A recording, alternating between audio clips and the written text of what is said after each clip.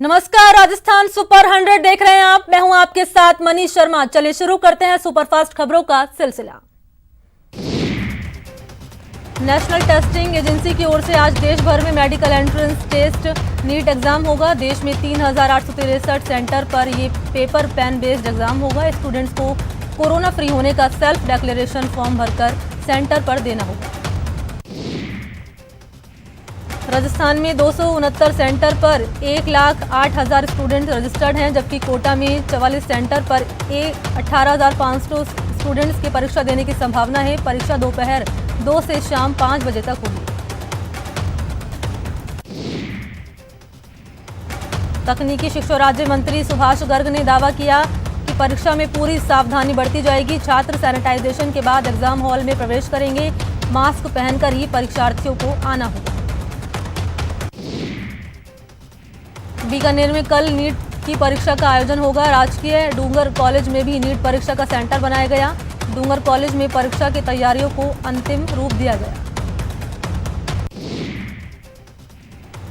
श्री गंगानगर में सांसद निहाल चंद के प्रयासों से नीट परीक्षार्थियों के साथ साथ आम जन को बड़ी राहत मिली है।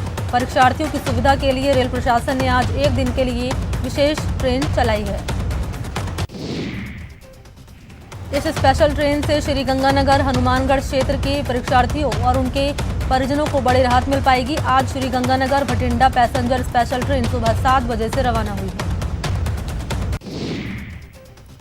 पीएम नरेंद्र मोदी आज बिहार में एक एलपीजी पाइपलाइन परियोजना और बॉटलिंग संयंत्रों का उद्घाटन करेंगे। शनिवार को जारी एक आधिकारिक बयान में कहा गया कि इन परियोजनाओं में पारादीप हल्दिया दुर्गापुर पाइपलाइन परियोजना का दुर्गापुर बांका खंड और 2 एलपीजी बॉटलिंग संयंत्र शामिल हैं।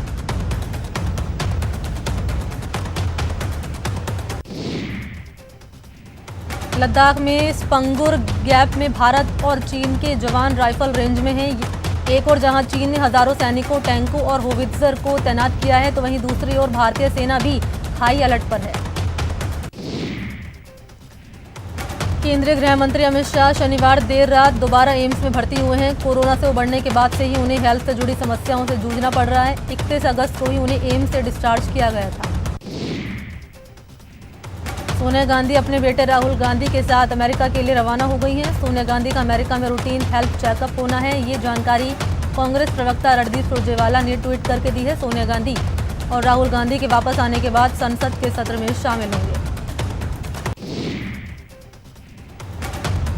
दिल्ली पुलिस के दिल्ली दंगों से जुड़ी पूरक चार्जशीट में सीपीएम महासचिव सीताराम येचुरी और स्वराज अभियान के नेता योगेंद्र यादव समेत कई अन्य लोगों के नाम सह षड्यंत्रकर्ताओं के रूप में दर्ज किए गए हैं। दिल्ली दंगों से इन लोगों के नाम जुड़ने के बाद एक बार फिर से अर्बन नक्सल की थियरी को हवा मिल गई है।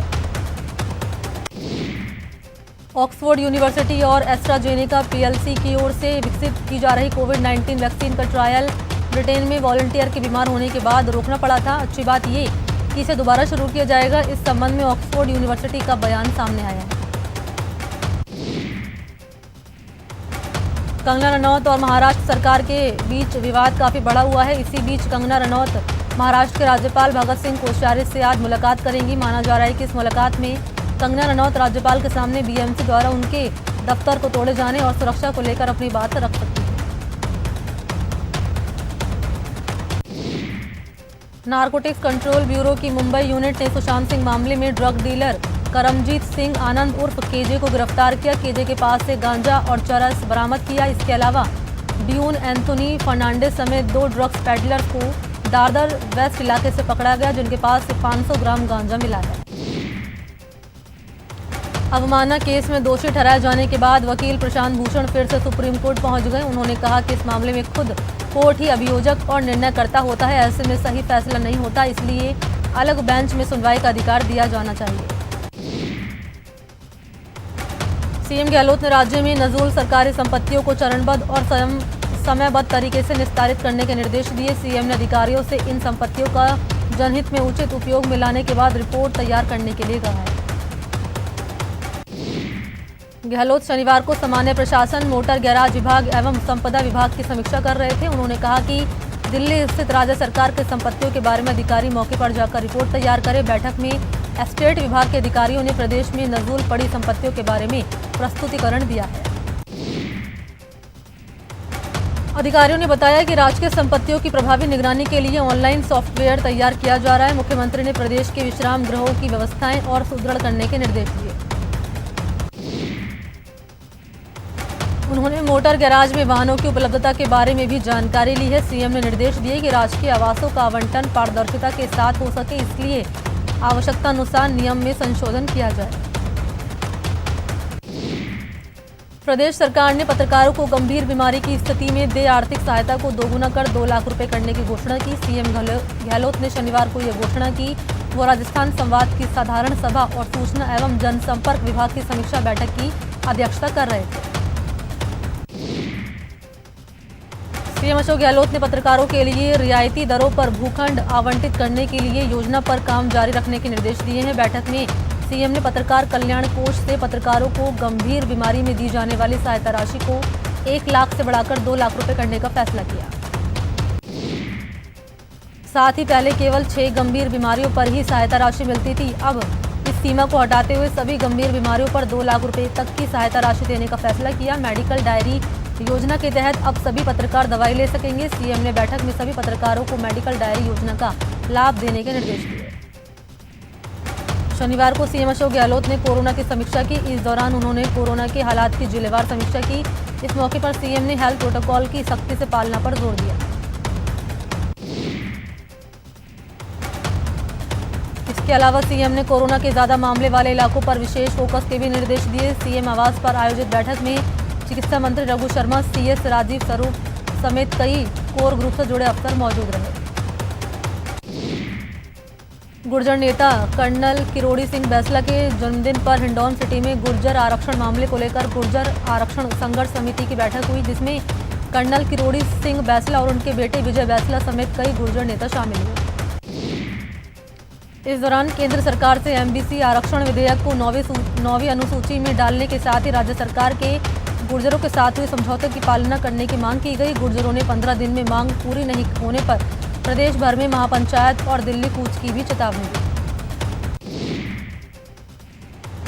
सचिन पायलट ने सीएम अशोक गहलोत को चिट्ठी लिखी। पायलट ने चिट्ठी में सरकारी भर्तियों में एमबीसी आरक्षण नहीं दिए जाने का मुद्दा उठाया, साथ ही ठप पड़े देवनारायण बोर्ड के कामकाज का भी जिक्र किया। झालावाड़ के पीपलिया गांव में धार्मिक कार्यक्रम के बाद सामूहिक भंडारे के दौरान सैकड़ों लोगों की भीड़ जमा हो गई। हद तो तब हो गई जब सड़क पर बैठकर सामूहिक भोजन लोग करने लगे। इस सामूहिक भोज की भनक लगते ही मौके पर पहुंची और बल प्रयोग कर ग्रामीणों को खदेड़ने का प्रयास किया, जिसके बाद गुस्साए लोगों ने पुलिस पर पथराव भी किया। पानी के लिए 2 परिवार के बीच जमकर चले ईंट पत्थर। 2 परिवारों की इस लड़ाई में गलियां ईंट पत्थर से पट गईं।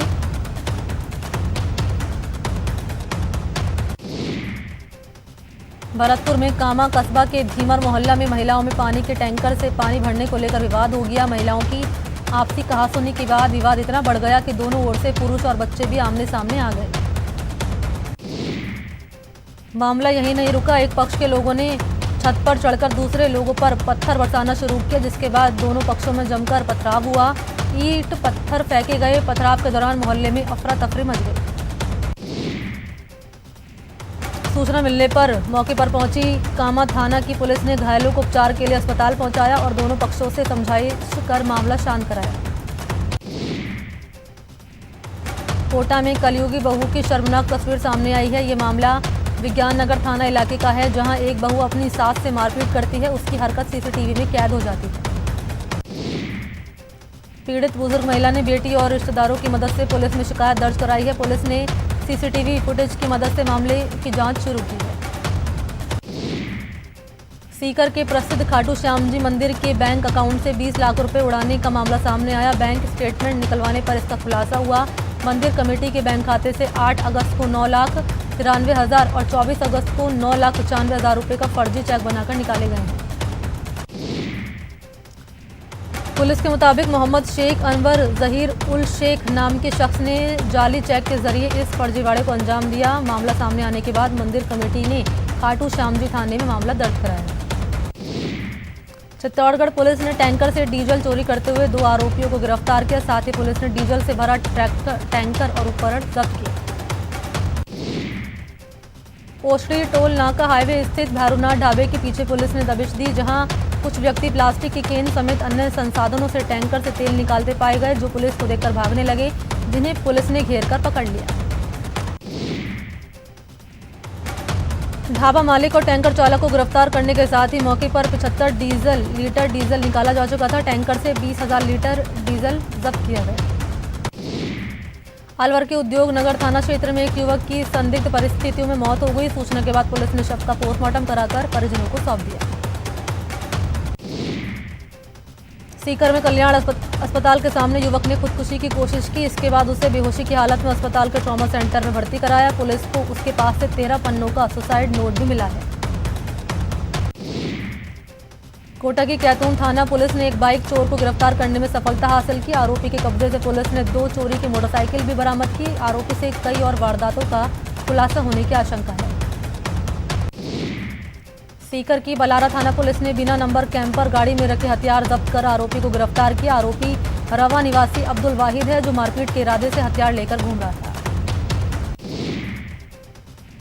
कोटा में मास्क और सैनिटाइजर के नाम पर ठगों ने एक व्यवसायी को लूट लिया। दरअसल पहले ठगों ने भीमगंज मंडी के एक मेडिकल स्टोर को ऑर्डर दिया और फिर ऑनलाइन पेमेंट के नाम पर व्यवसायी के खाते से 21,400 रुपये उड़ा लिए। इस दौरान एक युवक को गिरफ्तार किया गया। उसके पास से एक जिंदा कारतूस समेत एक देशी पिस्तौल बरामद हुई। शिवदत्त उर्फ शिवा बिश्नोई के खिलाफ आर्म्स एक्ट में मामला दर्ज कर जांच शुरू की गई। कोटा के कुन्हाड़ी थाना पुलिस ने कार्रवाई करते हुए अवैध हथियार के साथ एक बदमाश को गिरफ्तार किया है। आरोपी के कब्जे से अवैध देसी पिस्टल, मैगजीन और 2 जिंदा कारतूस बरामद हुए। झुंझुनू की कोतवाली पुलिस ने नशे के खिलाफ कार्रवाई की। पुलिस ने एक युवक को गिरफ्तार कर उसके पास से 1 किलो 250 ग्राम गांजा बरामद किया। पुलिस को रिको इलाके में अवैध रूप से गांजा बेचने की सूचना मिली थी। सूचना के बाद आरोपी के ठिकाने पर दबिश दी गई और एक आरोपी को 1 किलो 250 ग्राम गांजे के साथ पकड़ा गया। वो गांजे की छोटी छोटी पुड़िया बनाकर बेचता था। प्रतापगढ़ में NH 113 पर हुए भीषण सड़क हादसे में पुलिस ने ट्रॉला चालक को गिरफ्तार किया और जांच शुरू की। पुलिस के मुताबिक ट्रॉला चालक की लापरवाही से ये पूरा हादसा हुआ। जोधपुर के बरकतुल्ला खान स्टेडियम के बाहर चलती कार में अचानक आग लग गई और देखते ही देखते ये कार आग के गोले में तब्दील हो गई।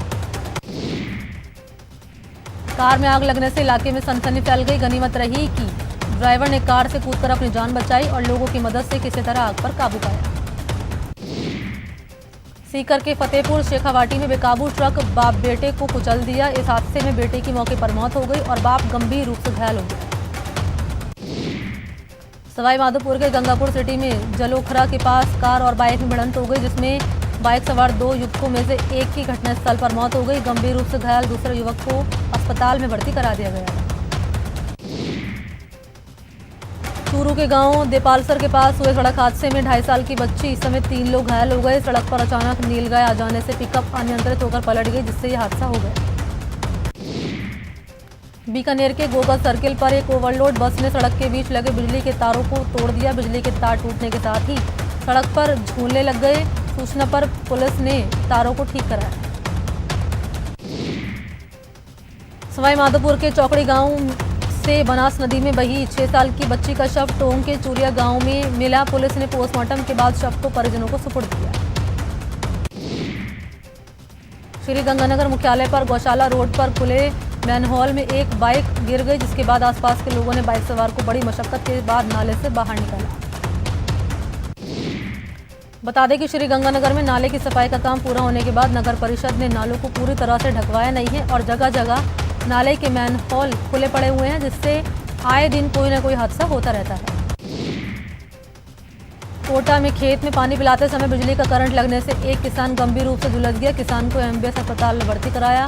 पुलिस मामले की जांच कर रही है। बूंदी जिले की Lakheri ACC cement factory gate पर करीब 1 हफ्ते से धरने पर बैठे 2 मजदूरों की तबीयत बिगड़ गई। इन दोनों को इलाज के लिए CHC में भर्ती कराया गया है। श्री गंगानगर में एक बस स्टैंड पर 12 साल का बच्चा लावारिस हालत में मिला। इन बच्चों को पुलिस ने काफी मशक्कत के बाद उसके परिजनों को ढूंढकर सुपुर्द किया। प्रतापगढ़ जिले के धोलापानी थाना क्षेत्र में सियाखेड़ी के कुड़ीफला में चचेरी बहनों की पानी में डूबने से मौत हो गई, जिसके बाद नम आंखों से गांव वालों ने तीनों बहनों का एक चिता पर अंतिम संस्कार किया। यहाँ रुकते हैं ब्रेक। चूरू में कोरोना जांच में अनियमितता को लेकर बीजेपी के कार्यकर्ताओं ने व्यवस्थाओं में सुधार को लेकर जिला कलेक्टर को 5 सूत्रीय ज्ञापन दिया। ज्ञापन के जरिए मांग की गई कि सैंपल लेते ही व्यक्ति को होम आइसोलेशन में रहने के लिए पाबंद किया जाए। कोटा में राजकीय महाविद्यालय में छात्रों ने केंद्र सरकार के खिलाफ बेरोजगारी के मामले को लेकर विरोध किया। ये विरोध प्रदर्शन छात्र नेता अरबाज खान के नेतृत्व में किया गया। बूंदी के तालेड़ा कस्बे के गोस्वामी समाज के लोगों ने कलेक्ट्रेट पर प्रदर्शन किया और एक सिरफिरे हत्यारे को फांसी की सजा दिलाए जाने की मांग की। डूंगरपुर जिले के गलियाकोट पंचायत समिति क्षेत्र के सरपंच शनिवार को कलेक्ट्रेट पहुंचे और सरपंचों की विभिन्न मांगों को लेकर कलेक्ट्रेट पर प्रदर्शन किया। सीकर जिले के तहसील मुख्यालयों पर अपनी मांगों को लेकर पटवारी ने सद्बुद्धि यज्ञ का आयोजन किया। सरकार का ध्यान आकर्षित करने के लिए राजस्थान पटवारी संघ के सभी पटवारियों ने भाग लिया। बूंदी के लाखेरी एसीसी सीमेंट फैक्ट्री प्रबंधन की हठधर्मिता के चलते 850 मजदूरों को नियमित रोजगार नहीं मिल पा रहा। फैक्ट्री प्रबंधन की ओर से पीड़ित मजदूरों की व्यथा पर कोई ध्यान नहीं दे रहा। झालावाड़ के मेडिकल कॉलेज के कार्यवाहक डीन डॉक्टर दीपक गुप्ता का गार्ड के मारपीट करने का मामला तूल पकड़ रहा है। मामले में अब भील समाज के लोगों ने एसआरजी अस्पताल में नारेबाजी कर डीन के खिलाफ कानूनी कार्रवाई की मांग की। गौरतलब है कि कल रात में मेडिकल कॉलेज जिला अस्पताल में कोविड वार्ड के निरीक्षण के लिए पहुंचे डीन डॉक्टर दीपक गुप्ता ने वार्ड के गेट पर तैनात गार्ड से अभद्रता करते हुए मारपीट की। श्री गंगानगर में भी सरकार की सद्बुद्धि यज्ञ के लिए पटवार संघ ने यज्ञ किया। पटवार संघ अपनी कई मांगों को लेकर लगातार राज्य सरकार से मांग कर रहा है और इसी कड़ी में पटवार संघ ने सरकार के लिए सद्बुद्धि यज्ञ किया। राजस्थान में कोरोना पॉजिटिव का आंकड़ा 1 लाख के पार पहुंच गया और प्रदेश में अब कोरोना पॉजिटिव की संख्या 1,0705 हो गई। अभी रिकॉर्ड 930 पॉजिटिव और नए केस सामने आए। 24 घंटे में रिकॉर्ड 1669 केस सामने आए जबकि 14 मौत दर्ज हुई है। प्रदेश में कोरोना से अब तक 1221 लोगों की मौत हो चुकी है। प्रदेश में कुल 26,30,771 सैंपल लिए गए हैं। राज्य में 82,902 पॉजिटिव केस से नेगेटिव हुए हैं और 81,416 को डिस्चार्ज किया है। प्रदेश में अब 16,582 एक्टिव केस हैं। 24 घंटे में 932 रिकवर हुए और 813 को डिस्चार्ज किया। प्रदेश में अब प्रवासी पॉजिटिव की संख्या 9,652 है। राजसमंद के सोमनाथ चौराहे पर एक बुजुर्ग पुजारी का शव संदिग्ध हालत में मिला। सूचना के बाद कांकरोली पुलिस और एएसपी मौके पर पहुंचे। पुलिस के मुताबिक ये कोरोना से मौत है। श्री गंगानगर के सूरतगढ़ की वार्ड नंबर 37 निवासी कोरोना संक्रमित महिला की तबीयत बिगड़ जाने के बाद जिला अस्पताल के लिए रेफर किया गया है। सीकर जिले में कोरोना का संक्रमण लगातार बढ़ रहा है। पुलिस कांस्टेबल समेत 56 नए कोरोना पॉजिटिव केस सामने आए हैं। जिले में अब कुल पॉजिटिव की संख्या बढ़कर 3,468 हो चुकी है। श्री गंगानगर में कोरोना के 51 नए मामले सामने आए। अब तक कुल 1,344 संक्रमित हो चुके हैं। अब तक 15 कोरोना संक्रमित अपनी जान गंवा चुके हैं। श्री गंगानगर जिले में लगातार बैंककर्मी कोरोना संक्रमित हो रहे हैं। लगभग 6 से ज्यादा बैंकों पर कोरोना की वजह से लॉक लग गया है। बैंक को 3 से 5 दिनों के लिए लॉक करने से आमजन प्रभावित हो रहा है। बूंदी जिले में तेजी से फैल रही कोरोना महामारी रुकने का नाम नहीं ले रही। कोरोना संक्रमित के 79 केस में से 51 केस जिला कारागृह के बंदियों के आने से जिला जेल में हड़कंप मच चुका है। एमबीएस के ब्लड बैंक में एक युवती समेत 3 लोगों ने प्लाज्मा डोनेट किया। शहर का प्लाज्मा अभियान गति पकड़ चुका है। अब तक 133 लोग प्लाज्मा डोनेट कर चुके हैं। कोटा में कोरोना महामारी के साथ ही मौसमी बीमारी का प्रकोप भी बढ़ रहा है। चिकित्सा विभाग की टीमें घर घर जाकर सर्वे कर रही हैं। कोटा में 14 सितंबर को एग्रीकल्चर यूनिवर्सिटी का स्थापना दिवस मनाया जाएगा। स्थापना दिवस कोविड-19 को देखते हुए ऑनलाइन आयोजित होगा। उदयपुर का प्रसिद्ध टीडी डैम पिछले 19 दिन से छलक रहा है। ये डैम उदयपुर से 35 किलोमीटर दूर है, जहां पर्यटकों और शहर वासियों की भीड़ लगी रहती है। श्री गंगानगर जिले में एक बार फिर से गर्मी का प्रकोप बढ़ने लगा है। पारा 40 के पार पहुंच गया और तापमान 41.1 डिग्री सेल्सियस दर्ज किया। इसके साथ साथ बिजली की खपत में भी बढ़ोतरी दर्ज की गई है। कोटा के सुपर थर्मल पावर स्टेशन में एक बार फिर बिजली का उत्पादन शुरू हो गया है। पिछले 1 महीने से लोड डिस्पैच सेंटर के निर्देश पर थर्मल पावर स्टेशन के सभी 7 मिनट में बिजली का उत्पादन बंद है। जोधपुर ग्रामीण की 18 पंचायतों में चुनावी आगाज शुरू हो गया है। जिले की सबसे बड़ी कूड़ी ग्राम पंचायत में भी डोर टू डोर जन संपर्क शुरू हो चुका है। उम्मीदवार घर घर जाकर लोगों से वोट की अपील कर रहे हैं। बदहाल सड़कों से परेशान भरतपुर की जनता को अब जल्द ही राहत मिलेगी। नगर निगम द्वारा शहर की सड़कों की आगामी 21 सितंबर से सुधली जाएगी और खराब पड़ी सड़कों को फिर से बनाया जाएगा। गुर्जर आरक्षण संघर्ष समिति के संयोजक कर्नल किरोड़ी सिंह बैसला का जन्मदिन वंचित तबके के बच्चों के बीच मनाया गया है। कार्यक्रम में बीजेपी के नेता उपस्थित रहे। वक्फ बोर्ड के चेयरमैन डॉक्टर खानू खां बुधवार शनिवार को सीकर दौरे पर रहे। श्री गंगानगर के सूरतगढ़ अस्पताल के पूर्व प्रभारी एवं सर्जन डॉक्टर दर्शन सिंह का जयपुर में इलाज के दौरान निधन हो गया।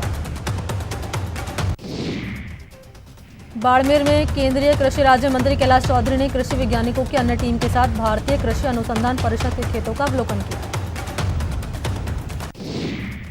चूरू के जिला खेल स्टेडियम में विकास कार्यों के लिए 2.25 करोड़ रुपए आवंटित हुए थे, लेकिन सरकारी खर्चे में खिलाड़ियों को इसका फायदा नहीं मिल रहा। इतना ही नहीं, 37.5 लाख रुपए के लोन का कार्य तो इतने साल बीत जाने के बाद भी नहीं शुरू हो पाया है। भरतपुर के पहाड़ी से बीवा हरियाणा जाने वाले रास्तों की हालत बद से बदतर हो गई है। झुंझुनू एसपी जेसी शर्मा ने पुलिस कल्याण समिति का गठन कर पुलिस वालों और उनके परिवारों को एक सूत्र में बांधने की अच्छी पहल की है। समिति की ओर से शनिवार को सीबीएसई की 10वीं परीक्षा में 97% अंक हासिल करने वाले हेड कांस्टेबल के बेटे का कोतवाली में सम्मान किया गया। पुलिस कल्याण समिति की ओर से मयंक का सम्मान किया गया। मयंक भविष्य में इंजीनियरिंग करना चाहता है। इसी के साथ इस बुलेटिन में इतना ही। नमस्कार।